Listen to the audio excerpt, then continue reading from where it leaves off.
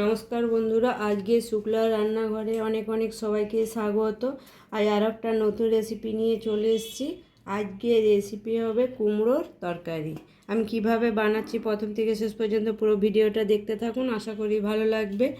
আর এই রেসিপিটা না কোনো পেঁয়াজ, রসুন, আদা সব ছাড়াই আমি করব রেসিপিটা। পুরো রেসিপিটা আমি পাঁচফোড়ন দিয়ে করব। পাঁচফোড়ন দিয়ে চাপাবো, পাঁচফোড়ন দিয়ে শেষে নামাবো। সবার প্রথমে আমি পাঁচফোড়ন নিয়ে নিয়েছি, মরির ভাগটা একটু বেশি নিয়েছি, ধনে জিরে দিচ্ছি, একটা শুকনো লঙ্কা। শুকনো কড়াইয়ে আমি ভেজে একটু গুঁড়ো করে নেব। এই মশলাটা থেকে আমার মিষ্টি গন্ধ ছেড়ে দিয়েছে আর মশলাটা সুন্দরভাবে ভাজাও হয়ে গেছে। এবার মশলাটাকে আমি হামাল দিস্তাতে করে গুঁড়ো করে নেব। ওই কড়াইতে আমি তরকারিটা চাপানোর জন্য তেল দিয়ে দিচ্ছি। ওই কড়াইতে আমি তেল দিয়ে দিলাম। এবার দিয়ে দিচ্ছি পাঁচফোড়ন, একটু হিং, একটা শুকনো লঙ্কা আর দুটো তেজপাতা ফোড়নে দিয়ে দিচ্ছি। ফোড়নটাকে 2-1 সেকেন্ড ভেজে নেব। ফোড়নটা 2-1 সেকেন্ড ভেজে নিয়েছি। ফোড়নটা থেকে মিষ্টি গন্ধ ছেড়ে দিয়েছে। এবার দিয়ে দিচ্ছি কেটে ধুয়ে রাখা আলুটা। এটা থাকলে ভাত তো খেতেও ভালো লাগবে, রুটি, পরোটা, লুচি সবের সাথেই ভালো লাগে। এবার আলুটাকে আমি একটু ভেজে নেব, খুব বেশি লাল লাল করে ভাজবো না, একটু হালকা করে ভেজে নেব। আলুটাকে আমি বেশ কিছুক্ষণ সময় ধরে ধরে একটু লাল লাল করে ভেজে নিলাম।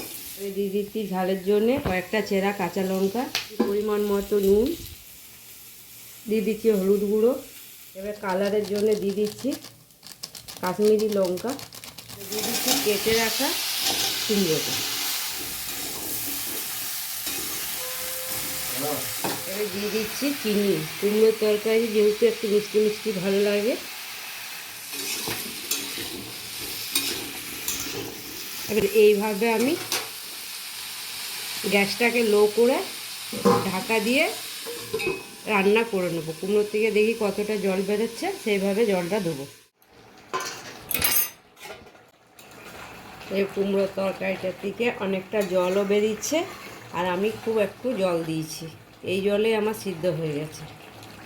কুমড়োর থেকে অনেক জল বেরোয়, গ্যাসটা যদি কম করে দেওয়া হয় তাহলে অনেক জল বেরিয়ে যায়। আলুটা সিদ্ধ হয়ে গেছে। এবার এই জলটা যতক্ষণ না শুকাচ্ছে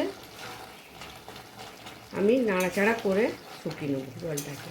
আর এইভাবে আমি একটু নুন মিষ্টি সব চেক করে নেব, সবই ঠিকঠাক আছে। কুমড়ার আমার জলটা অনেকটাই শুকিয়ে গেছে। আর এই যে জলটা আছে এটা ঠান্ডা হলেই শুকিয়ে যাবে। এবারে উপর থেকে দিয়ে দিচ্ছি যে ভাজা মশলাটা করে রেখেছিলাম, সে ভাজা মশলাটা দিয়ে দিচ্ছি।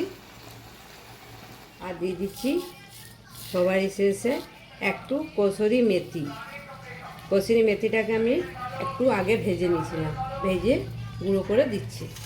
ভেজে গুঁড়ো করে দেওয়া হয়, সেন্টটা খুব সুন্দর ওঠে, তাহলে কাঁচা কাঁচা সেন্টটা ওঠে না। খুব ভালো করে আমি কসুরি মেথি মশলা মিশিয়ে দিচ্ছি। আজকের এই সিম্পল রেসিপিটা আপনাদের কেমন লাগলো, আদা রসুন পেঁয়াজ ছাড়া, অবশ্যই জানাবেন। যদি ভালো লাগে লাইক শেয়ার সাবস্ক্রাইব করবেন, পাশে থেকে সাপোর্ট করবেন। আর এইভাবে বানিয়ে খাবেন, দেখবেন কেমন লাগছে।